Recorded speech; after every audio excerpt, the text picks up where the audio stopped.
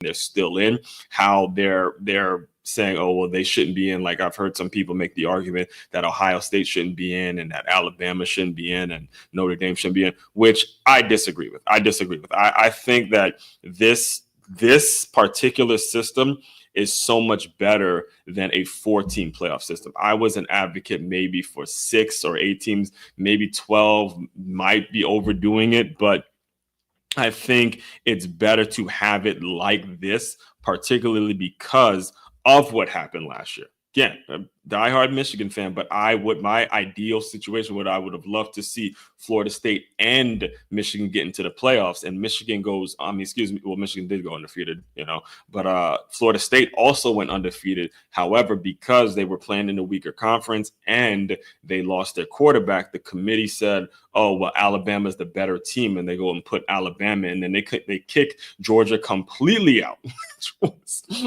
When that happened last year, I knew at that point you have to go to more teams. There's no way it can only work with 4 teams because both Georgia and Florida State deserve to be in the college football playoffs last year. All right. Now, as someone who was paying attention to the situation, I was kind of some of the fan in me was rooting for Florida State, and I felt a little bad for Florida State until they go in the Orange Bowl and they get their ass kicked by Georgia, completely debunking this myth and making it seem like the SEC invented football and everything that you tried to do with more playoff teams. Basically, the reason that this whole playoff system started was because the SEC was winning too many championships. There was a period there where it was LSU. I think it started when LSU played Alabama twice that year, and it was simply the only game to watch. Then for years, it was Georgia and Alabama playing against each other. So it seemed like every single year, the national championship was going to an SEC school, right? So last year, what happened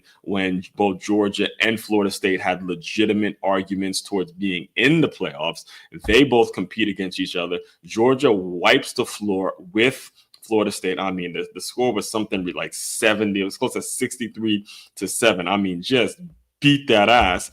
That did nothing.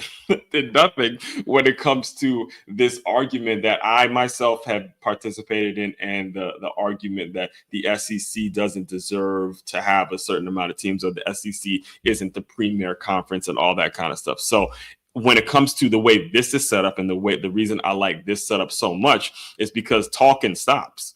The talking stops. So if you're Ohio State, right? If you're Ohio State and you have been basically told by SEC folks, or basically have been looked at as a team that got in off luck because the Big Ten is so weak or whatever. And if you're Ohio State and you're upset about what folks are saying about the fact that you got in only because of your brand and only because you're Ohio State, you have an opportunity now to prove it.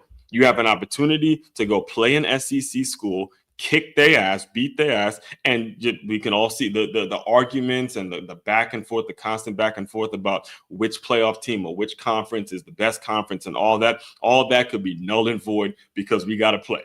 That's the beautiful thing about a playoff system, right? And that's the beautiful thing about having more teams in a playoff system. It's all out. However you want to get it, we can get it. All out. However you want to get it, we can get it. It's all right. Now you got Indiana, who a lot of people say, all right, they don't deserve to be in because they had a weaker schedule. They go up against a Georgia, and we'll see what happens, right? You get a Notre Dame.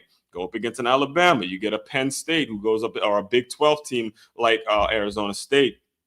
It goes up against a Big Ten team, and it's whoever wins the game. Now, the one thing, the people who are critical about this playoffs, the one thing I will say is this Boise State thing here, this Boise State having a first-round bye and all that, that part I agree with. There needs to be something in place in which a team like Boise State doesn't get a first, because we know they don't play nobody. I know they played Oregon earlier. I think that was their only loss, but Boise State having a first-round bye really isn't that there's something really missing when it comes to that. However, at the same time, it's a playoff system. Just because they get a first round bye does not mean that they're going to win anything.